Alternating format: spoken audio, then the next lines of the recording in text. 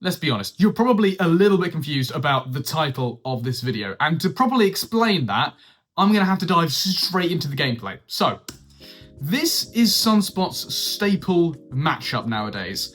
In, the golden Sunspot years of the past, you would be seeing Sunspots taken against like a Kingpin or a Mole Man or Nick Fury, standard Tenacity Purify based matchups, and if you can hit those targets, you're doing pretty well. Nowadays, Yelena or bust, right? You need to be able to take this Yelena fight, and if you can take Yelena consistently and well with Sunspot in Battlegrounds, you're set for life. That is his value nowadays. Now, this fight works because Yelena will cap your attack rating at 60% of what it normally is, but Sunspot's flare states will increase the hit damage he deals, so he can do stuff like that.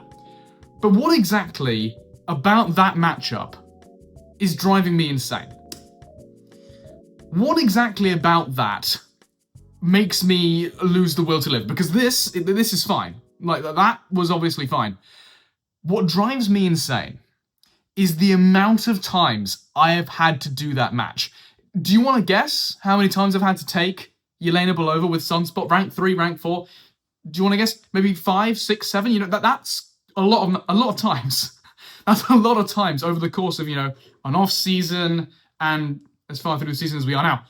That's a very, very common and consistent matchup. But I would wager I have taken Yelena Belova with Sunspot more than 20 times.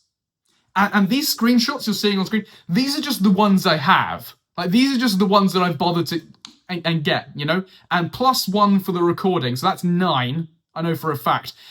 I have seen and done every possible combination of this match, apart from losing, because he wins every single time. I swear, if I see one more Yelena, I'm gonna lose it. My health, my mental health, is in your guys' hands here. I'll give you a choice. Anybody who watches this video, you either ban my Sunspot or don't draft Yelena. No, for your own sake, it's an insta loss. Just anybody who gives me that matchup after watching this video, I will reach through the screen and just fix.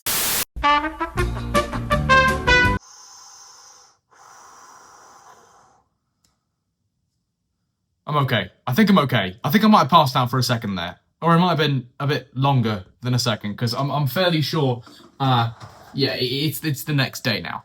It's the next day now. So that's not brilliant.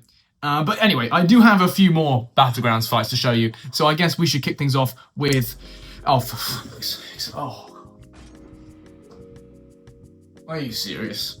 I've lost my hat. I've lost the will to live. It's another Yelena. At least this one's rank 4. At least this one's rank 4, right? That's not so bad after all. I think the rule is for Sunspot at the 7-star rank 4 level, if you're punching down against any sort of opponent that isn't like a Rintra or a Sasquatch, then it's 1 flare state. You only need 1 other flare state. You need to throw 1 SB1 and then you throw an SB2. But if it's a rank 4 opponent, if you're punching equal ranks, you do 2 SB1s and then an SB2. I think that's pretty safe. And that's something that you learn when you take Sunspot up to a new rank, to a new rarity, when you see him at the next power level. It's all about discovering your reach. It's all about discovering, okay, how much do I need to ramp up and how far do I need to go before chucking off the SB2 that ends it, right? Another Yelena Belova, rank 3, rank 4, as I said. It's completely immaterial, because he just destroys it. And I don't exactly blame people for giving me 100 Yelenas in a row, because, like, it's hardly the same as giving someone Jean Grey versus Yelena. People don't exactly see Sunspot coming. He's an older champion, and they don't think that his abilities interact with Yelena's abilities in the way that they actually do. I don't blame you. You're still driving me mental, but I don't exactly blame you. But anyway, yeah, you can see me following the rule here. Again, 2 extra flare states against a rank 4 opponent. So this is a rank 4 Jean Grey, and then I believe I also have a rank 4 High Evolutionary and a rank 4 Nick Fury to show you. And then a few other matches at rank 3, just the ones I couldn't secure any rank 4 footage for. But yeah, hopefully all this goes to show is that Sunspot is a tremendously versatile character by virtue of how easy he is to play. Right there, my SB2 got caught up in her force field.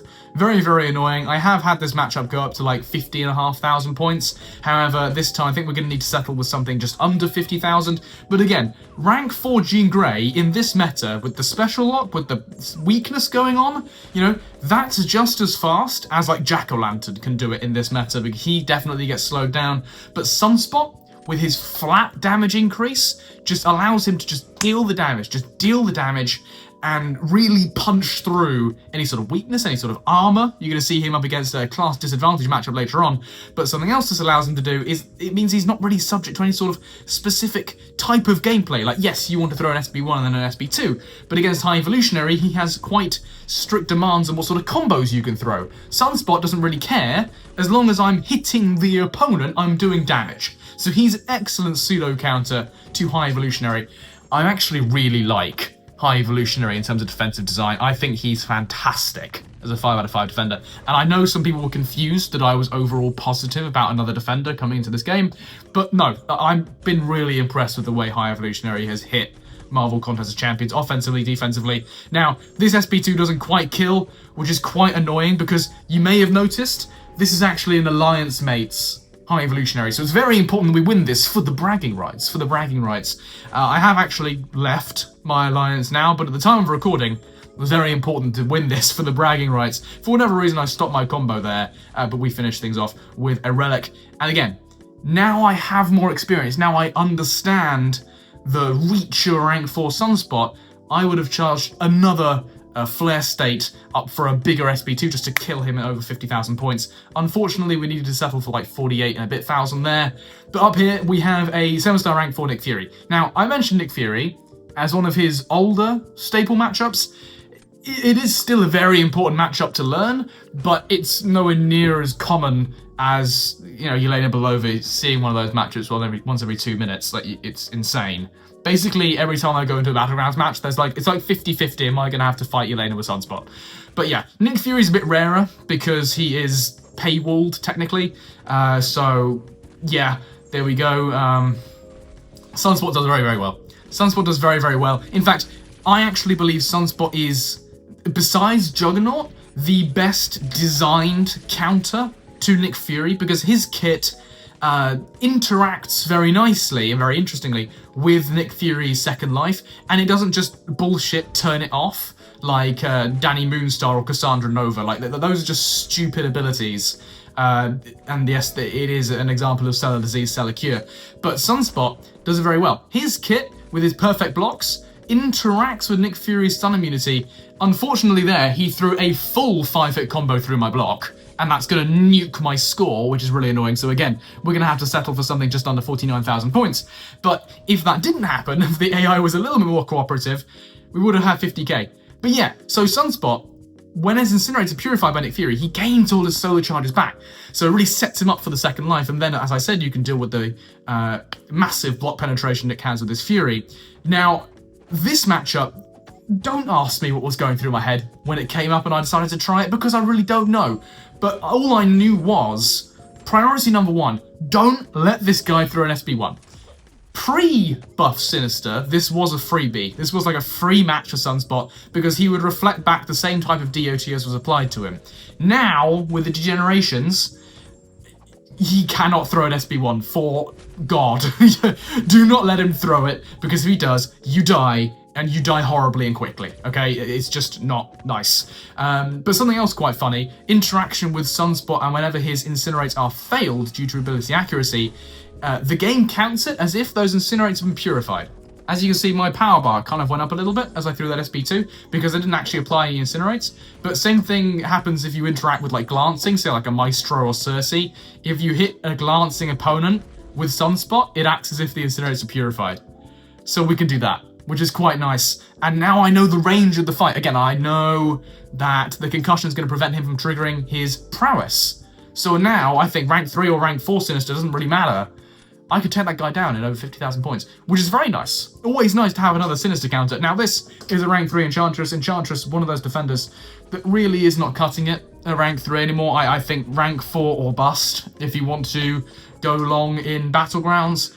And you're just going to see one additional flare state rather, is all I'm going to need to pump out, like 13k mediums, yeah, right there, and then yeah, 11k light crits. And yeah, these basic combos alone are so dumb. Sunspot's basic combos, when you combine them just with the flat damage increase, are so useful, because obviously we all know Sunspot for ending fights like this with a massive SP2, critting for 140k, let's be honest, rank 3 or rank 4 wouldn't have made much of a difference there.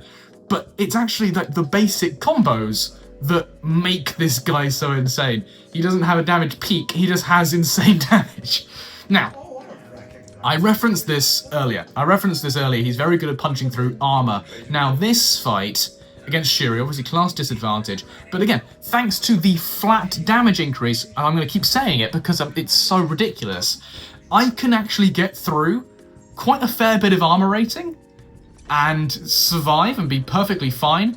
If ever you have to take a heavily armored opponent with a mutant character, I would go Sunspot. I would go Sunspot every day of the week. If ever 7-star Nimrod comes out, Sunspot. Top of my list of counters. Like, I remember doing that fight when 6 stars were the meta, and it was actually semi-consistent and he was doing fairly well.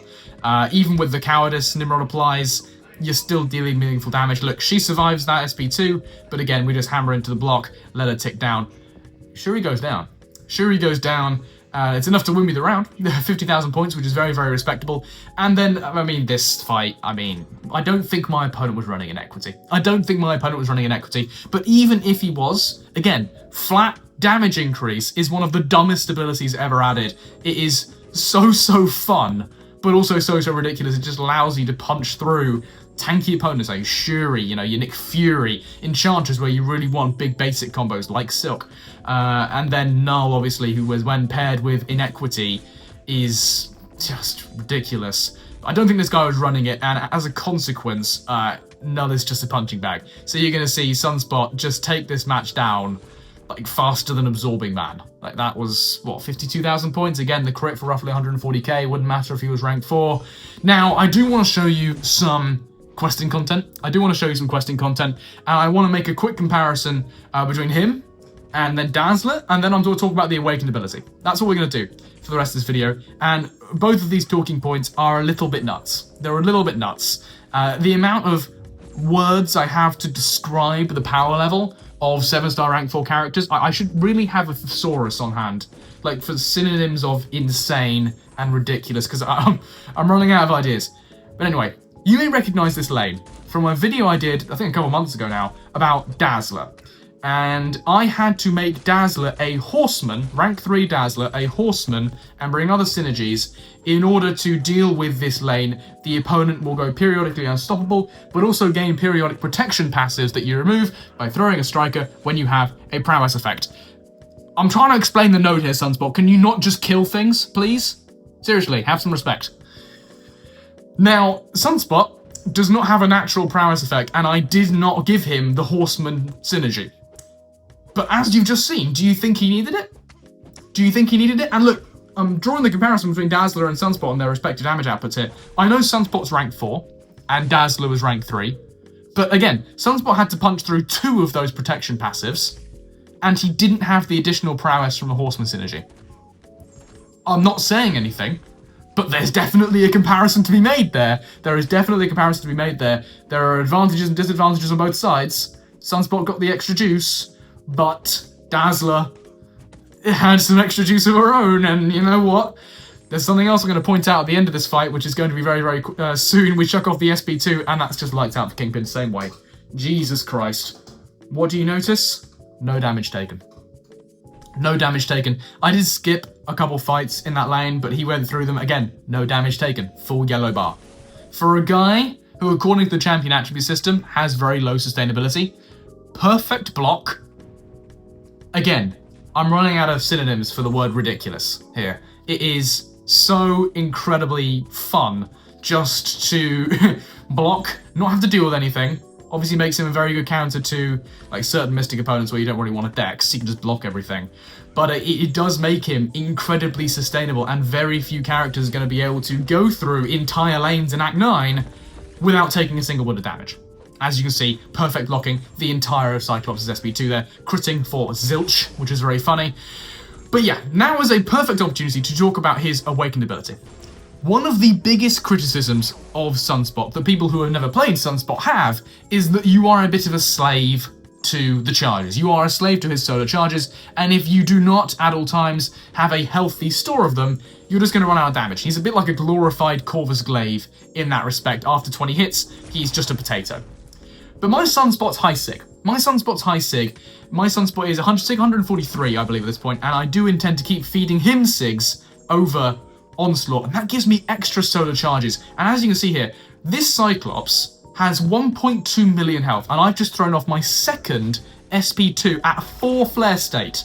That is an insane amount of damage coming out of my basic combos, coming out of my special attacks, and here you're going to see I am more than capable of chucking off a third SP2 with hundreds of thousands of damage of overkill, 1.2 million health, only SIG 143, and he's going to SIG 200, right? The reach that this man has is so absurd. He drives me insane, but you know what? I like it. And that is just about all I have for you today. If you have made it this far, then congratulations, you have an attention span greater than that of a goldfish. It was my third attempt recording this video. Fuck me, I'm going to bed. Go away.